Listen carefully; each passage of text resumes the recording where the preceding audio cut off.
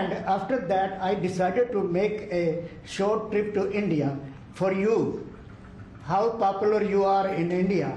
And I went there in a holiest also festival there. Millions of people were there. And also Prime Minister Narendra Modi was addressing a media event, 5,000 people. I was one of them there listening to him. And when I went to several states in India, what I found out, Mr. President, 3 people are most popular there. Prime Minister Narendra Modi, President Donald Trump, Mr. Kash Patel, and also with the surprise, our White House Press Secretary, Caroline Levitt. She's doing good, right? She is doing good. And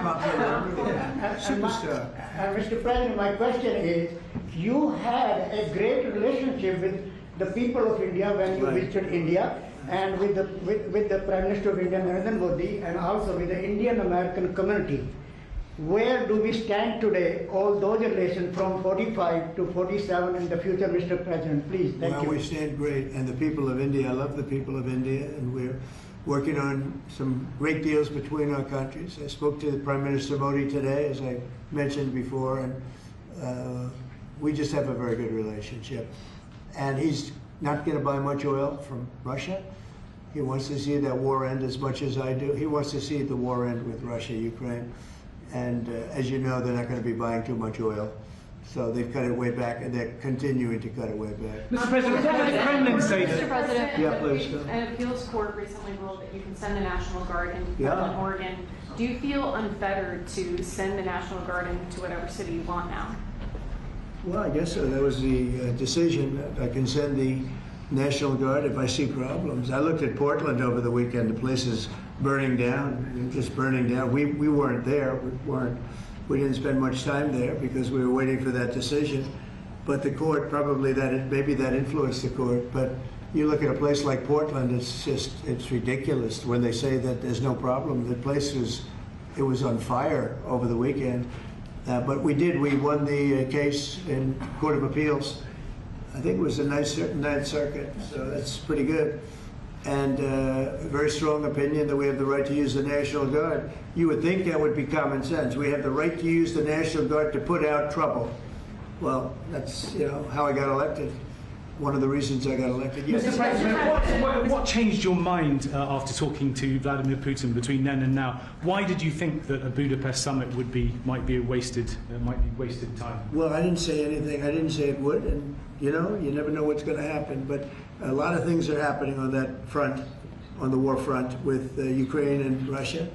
And we'll be notifying you over the next 2 days as to what we're doing. Did you hear something? A lot of things are happening. Did you hear something from the President? President? I think we're going to get it solved. Yeah, please. Mr. President, on Ukraine, do you still see a chance for a ceasefire? And what is Putin asking for? Do you still see a chance for a ceasefire? And what is Putin asking for? I do. It's a vicious look. It's a vicious war. It doesn't really affect us. We sell equipment to them. We sell equipment to NATO. And NATO gives it to Ukraine, but we don't pay anything anymore. Biden spent $350 billion. The war would have never happened if I were president. Would have never, not even a million years. And Putin knows that too. Would have never happened. But it did happen, and I came in, and I have to see if I can put it out. But it doesn't affect us because we're not losing soldiers there. Although, when I first came in, that could have ended up, it's not going to happen. But it could have ended up in World War III. That was really out of control. So now it's they're shooting and they're killing people, and I think Putin wants it to end, and I think Zelenskyy wants it to end, and I think it's going to end. What is that? Is that rumors that he reached out to you about meeting on the government shutdown? Will you meet with him before you leave for Asia on Friday? Well, I will actually. I'd love to meet with them. I just want them to open up the country first. The country is so hot right now. And they've never voted against, continuation. They've never voted against. They've never done that. They're doing this because they have Trump derangement syndrome. But I would love to meet. I would like to meet with both of them. But I set one little caveat.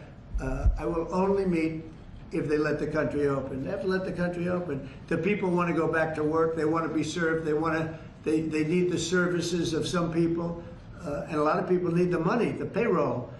So I'll do it as soon as they open up the country. I'd like to meet So with you them. won't meet with them until the government. Just to be clear, you won't meet with them until the government's open.